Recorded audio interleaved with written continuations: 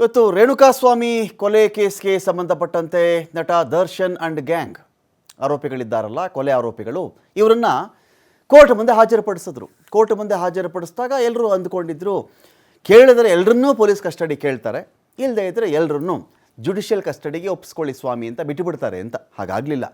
ಒಂದು 4 ಜನನ ಮಾತ್ರ ಪೊಲೀಸ್ ಕಸ್ಟಡಿಗೆ ನಮಗೆ ಬೇಕೇ ಬೇಕು ಅಂದರು. ಅದರಲ್ಲಿ ಮಿಸ್ಟರ್ ದರ್ಶನ್, ಕೊಲೆ ಆರೋಪಿ ದರ್ಶನ್ ಕೂಡ ಒಬ್ಬರು. 4 ಜನ ಆರೋಪಿಗಳು ಪೊಲೀಸ್ ಕಸ್ಟಡಿಗೆ ನಮಗೆ ಬೇಕೇ ಬೇಕು ಅಂತ ಹೇಳಿ SP ಕೇಳ್ತಾರೆ. ಪ್ರಸನ್ನಕುಮಾರ್ ಕೇಳ್ತಾರೆ, SP ಯಾಕೆ ನಮಗೆ ಈ ಕೇಸಲ್ಲಿ ಪ್ರಸನ್ನಕುಮಾರ್ ಅವರು ಬೇಕಿತ್ತು? ಅವರು ಹಿಂದಿನ ವಾದಗಳನ್ನು ನಾವು ಕೇಳಿದ್ವಿ, ಅವ್ರ ಹಿಂದೆ ಹ್ಯಾಂಡಲ್ ಮಾಡಿದಂಥ ಕೇಸ್ಗಳ ಬಗ್ಗೆ ನಮಗೆ ಗೊತ್ತಿತ್ತು. ಆ ಕಾರಣಕ್ಕೆ ಇವತ್ತಿನ ಒಂದು ಝಲಕ್ ಸಾಕಷ್ಟೆ. SP ಅವರಾಗಿ ಪ್ರಸನ್ನಕುಮಾರ್ ಅವರ ಬದಲಾವಣೆಗೆ ಯಾಕೆ ಇಷ್ಟೆಲ್ಲ ಪ್ರೆಷರ್ ಬಂದಿತ್ತು ಅಂತ ಹೇಳಿದ್ರೆ ಇವತ್ತಿನ ಕೇಸ್ ನೋಡಿದ್ರೆ ಅರ್ಥ ಆಗಿಬಿಡ್ತಿತ್ತು. ಇದೇ ಕಾರಣಕ್ಕೆ SP ಪ್ರಸನ್ನಕುಮಾರ್ ಅಂದರೆ ಅಷ್ಟು ಖಡಕವಾದ ಅವ್ರದ್ದು. ಸ್ಪೆಷಲ್ ಪಬ್ಲಿಕ್ ಪ್ರಾಸಿಕ್ಯೂಟರ್ ಅವರೇನು ಮಾಡ್ತಾರೆ, ಇವತ್ತು ಇಷ್ಟು ಜನ ಕಸ್ಟಡಿ ಕೊಡಿ, ಕಸ್ಟಡಿಗೆ ಇಷ್ಟು ಜನನೇ ಕೊಡಿ ಅಂದಾಗ ಸಮರ್ಥವಾದಂಥ ವಾದವನ್ನು ಮಂಡಿಸಬೇಕಾಗತ್ತೆ. ಯಾಕೆ ಇವರು ಬೇಕು ಅಂತ. ದರ್ಶನ್ ಸೇರಿ 4 2 ದಿನಗಳ ಕಾಲ ಪೊಲೀಸ್ ಕಸ್ಟಡಿಗೆ ಇವತ್ತು ಒಪ್ಪಿಸುತ್ತೆ court. A2 Darshan, A9 Dhanraj, A10 Vinay, A14 Pradosh ಕಸ್ಟಡಿಗೆ ಹೋಗಿರೋದು ಪೊಲೀಸ್ ಕಸ್ಟಡಿಗೆ. ಈ 4 ಜನರ ಅಡ್ರೆಸ್ ಕೇಳಿದ್ರೆ care of Annapoorneshwari Nagar police station. ಈಗ 4 ಆರೋಪಿಗಳನ್ನು ಕೂಡ ಪೊಲೀಸ್ ಕಸ್ಟಡಿಗೆ ಒಪ್ಪಿಸುತ್ತೆ ACMMನ ಕೋರ್ಟ್. ಹಾಗಾಗಿ ಇಲ್ಲಿ ಪ್ರಶ್ನೆ ಏನು ಬಂತು ಅಂತ ಹೇಳಿದ್ರೆ, ಇದೇನಿದು ಪವಿತ್ರನಾಗಿ ಬಿಟ್ಬಿಟ್ರು? ಪವಿತ್ರ A1 ಅಲ್ವಾ, ದರ್ಶನ್ A2 ಅಲ್ವಾ?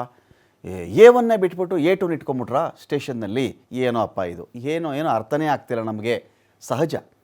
ಸಹಜ ರಿಮ್ಯಾಂಡ್ ಅಪ್ಲಿಕೇಶನ್ನಲ್ಲಿ ಎಲ್ಲವೂ ಕೂಡ ಸ್ಪಷ್ಟವಾಗಿದೆ.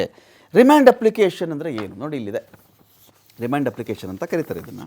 ಇಲ್ಲಿದೆ, ವಿವರಗಳೆಲ್ಲ ಇಲ್ಲಿರ್ತವೆ. ಇಲ್ಲಿ ರಿಮ್ಯಾಂಡ್ ಅಪ್ಲಿಕೇಶನ್ ಕೈನಲ್ಲಿದೆ. ಇದು ಏನಕ್ಕೆ ಅಂತ ಹೇಳಿದ್ರೆ, ಈ 2ನೇ ಆರೋಪಿ ದರ್ಶನ್ ತನಿಖೆಗೆ ಸ್ಪಂದಿಸ್ತಾ ಇಲ್ಲ. ಹಾಗಾದರೆ ಪವಿತ್ರ ಸ್ಪಂದಿಸ್ಬಿಟ್ರಾ? ಪ್ರಶ್ನೆ ಬರುತ್ತೆ. ನಿಮಗೆ ಗೊತ್ತಿರಲಿ, ಪವಿತ್ರ ಗೌಡ ಎನ್ನುವ ಆರೋಪಿ ಈ ಕೇಸ್ಗೆ ಸಂಬಂಧಪಟ್ಟಂತೆ 300 ಪುಟಗಳ ಹತ್ತಿರ 300 ಪುಟಗಳ ವಿವರವನ್ನು ಬಾಯ್ಬಿಟ್ಟಿರೋದು. ಯಾರು? A1 ಪವಿತ್ರ ಗೌಡ. ಏನಾಗುತ್ತೆ, ಈ ಸ್ಟೇಷನಲ್ಲಿ ಟ್ರೀಟ್ಮೆಂಟೇ ಆಗಿರುತ್ತೆ. ಇದರಲ್ಲಿ ತರ್ಕಶಾಸ್ತ್ರ ಬರುತ್ತೆ, ಲಾಜಿಕ್, ತರ್ಕಶಾಸ್ತ್ರೀಯ ಪ್ರಶ್ನೆಗಳನ್ನು ಕೇಳಲಾಗುತ್ತೆ, ಕಾನೂನಾತ್ಮಕ ಲಾಗೆ ಸಂಬಂಧಪಟ್ಟಂಥ ಪ್ರಶ್ನೆಗಳನ್ನು ಕೇಳಲಾಗುತ್ತೆ, ಕ್ರಿಮಿನಾಲಜಿ ಇದಕ್ಕೆ ಸಂಬಂಧಪಟ್ಟಂಥ ಪ್ರಶ್ನೆಗಳನ್ನು ಕೇಳಲಾಗುತ್ತೆ, ಒಂದು ಪಾತಕ ಕ್ರಿಯೆ, ಪಾತಕ ಕೆಲಸ ನಡೆದಿದೆಯಲ್ಲ ಅದಕ್ಕೆ ಸಂಬಂಧಪಟ್ಟಂತೆ ಪ್ರಶ್ನೆ ಕೇಳಲಾಗುತ್ತೆ, ಸೈಕಾಲಜಿಯನ್ನು ಅಳಿತಾರೆ. ಅವ್ರಿಗೆ ಯಾವ ರೀತಿಯಲ್ಲಿ ಅವ್ರಿಗೆ ಕೇಳಿದ್ರೆ ಬಾಯಿ ಬಿಡ್ತಾರೆ ಅಂತ ಗೊತ್ತಿರುತ್ತೆ. ಸ್ವಾಮಿ ಸಾಕಪ್ಪ, ಸಾಕು ನನಗೀಗ ಎಲ್ಲ ಹೇಳ್ಬಿಡ್ತೀನಪ್ಪ ನಿಮ್ಮ ಮುಂದೆ, ಬರ್ಕೊಳ್ಳಿ, ಕೂತ್ಬಿಡ್ತಾರೆ. ಕೂರಬೇಕು, ಆ ಸ್ಥಿತಿ ಬರುತ್ತೆ ಅವ್ರಿಗೆ. ಯಾಕೆಂದರೆ ಅದೇ ವಾತಾವರಣ, ಅದೇ ಪ್ರಶ್ನೆಗಳು. ಫಾರ್ ಎಕ್ಸಾಂಪಲ್ 15 ಪ್ರಶ್ನೆ ರೆಡಿ ಮಾಡಿ ಇಟ್ಕೊಂಡಿರ್ತಾರೆ ಅಂತ ಅಂದ್ಕೊಳ್ಳಿ ನೀವು. 15 ಪ್ರಶ್ನೆ ಪವಿತ್ರ ಗೌಡ ಕೇಳಬೇಕು ಅಂತ 15 ಜನ ಬಂದು ಕೂತ್ಕೋತಾರೆ ರೀ.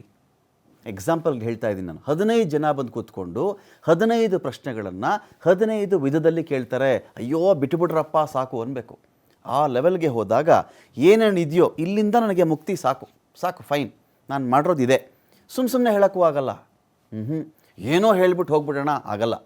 ಅದಕ್ಕೆ ಸಂಬಂಧಪಟ್ಟಂಥ ಸಾಕ್ಷ್ಯಾಧಾರಗಳನ್ನು ಪ್ರತಿಯೊಂದು ಇಟ್ಟಿರ್ತಾರಲ್ಲಿ, ಟೇಬಲ್ ಮೇಲೆ ಇಟ್ಟಿರ್ತಾರೆ. ಇಂಥ ಘಟನೆ, ಇಂಥ ಟೈಮು, ಇಂಥ ಕಡೆ, ಇಂಥ ಬಟ್ಟೆ ಹಾಕಿದ್ದೆ, ಇಂಥ ಕಾರಲ್ಲಿ ಬಂದೆ, ಇಲ್ಲಿ ಇಳಿದೆ, ಇಲ್ಲಿ ಹತ್ತಿದೆ, ಇಂಥವ್ರು ನಿನ್ನ ಜೊತೆಲಿ ಬಂದಿದ್ದರು, ನೀನು ಇಲ್ಲಿ ಇಂಥ ಇದರಲ್ಲಿದ್ದೆ, ನೋಡು video, finish, where ends the matter.